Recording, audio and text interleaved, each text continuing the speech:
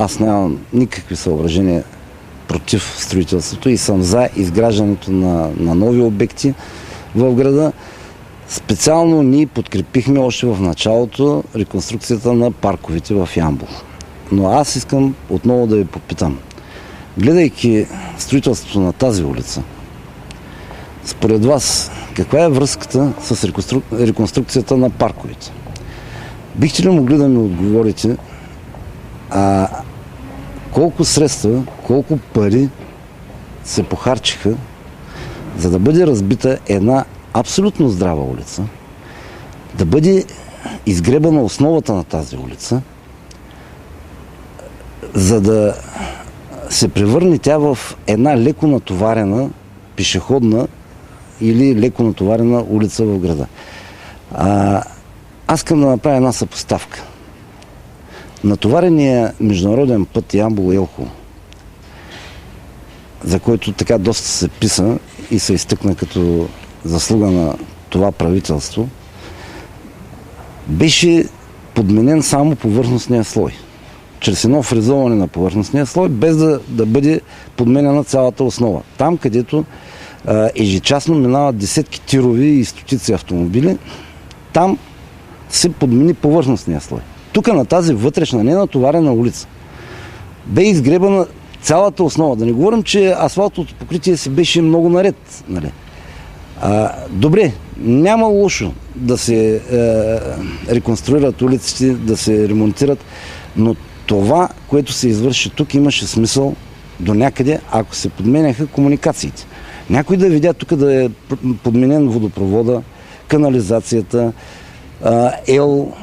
частта. Няма. Тук просто се под носа на прокуратурата и на съда се усвояват едни европейски пари. Казвам, усвояват в кавички. Няма да изневеря на себе си и отново ще ви покажа един документ. Този обект трябваше да бъде изпълнен в рамките на 76 дена. Благодарение на това условие, т.е. на това офертно предложение, бе избрана и фирмата изпълнител. Искам да ви покажа писмото, което фирмата изпълнител отправя към кмета 1 месец и 7 дена след началото на строителството. От кога датира това писмо, да припомня? Това писмо е от 28 септември. В общината е заведено 29 вече има реакция от временно изпълняващ длъжността кмет господин Карцаков. Искам да ви покажа обаче какво пише в това писмо. И много държа да го публикувате. Нека да го видят гражданите.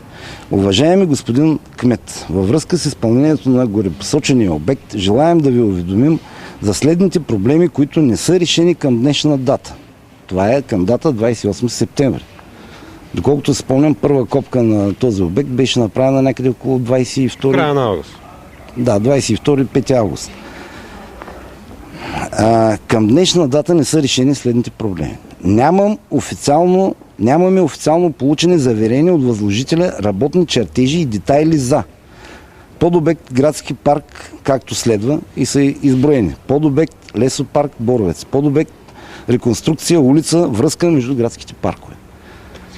В средата на срока на изпълнение изпълнителите нямат официално получени и заверени от възложителя работни чертежи. Ето, камерата да го покажа. Как ще го коментирате вие? Какво означава това? Всеки може сам да се го коментира. Аз само ще продължа да ви зачита.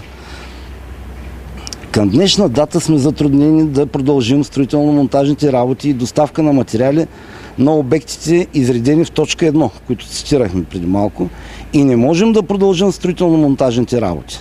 Отново са описани причините. От заповедите в заповедната книга проистичат допълнителни видове СМР-та, които не са предвидени в първоначалния проект и в количествената сметка.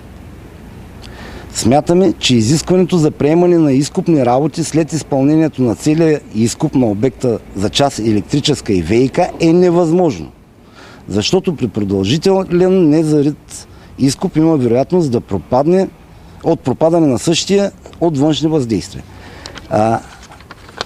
Как да го коментирам? Един месец и 5, 6, 10 дена се работи на обекта, вие всички ние сме свидетели, а изпълнителите нямат дори заверени чертежи. Но в същото време, господин Стефанов, строителните работи тук продължават. Вероятно има някакъв адекватен отговор от общината. Аз адекватния отговор вече съм го публикувал и съм го представил. Когато пожелахме да покажем на гражданите проекта в частта му озеленяване, получихме един много интересен, бих казал, смешен отговор, че това е по закона за авторските права защитен проект и за да бъде представен на гражданите и показан, трябва да се иска разрешение от авторите на проекта. Това е пълен нонсенс. Да поръчаш да ти изготвят проект, да го платиш и след това да нямаш право да го видиш или да го покажеш на гражданите. Аз искам обаче да задам още един въпрос. Има ли гражданин в Ямбол, който след като се запознае с тая реконструкция на тази улица, в него да не възникнат следните въпроси. Защо тази улица не беше фрезована и презалята с асфалт? Да бъде нанесен там, колкото е по проект, 1, 2, 3 слоя асфалт. Кое наложи цялата реконструкция и цялостното изгребване на основата на този път? Колко улици биха могли да бъдат ремонтирани със средствата, които са наляха тук в тая улица? Това е, което мисля, че дразни всеки един гражданин. Да не говорим, че с темповете, с които се работи, от сега мога да кажа, че сроковете, строителството няма да бъде вместено в предварително заявените срокове. Междувременно имаме някакъв извор, който бликна тук на мястото на обекта. Ето потвърждение на моите думи. Господин Иванов, вие сте свидетел.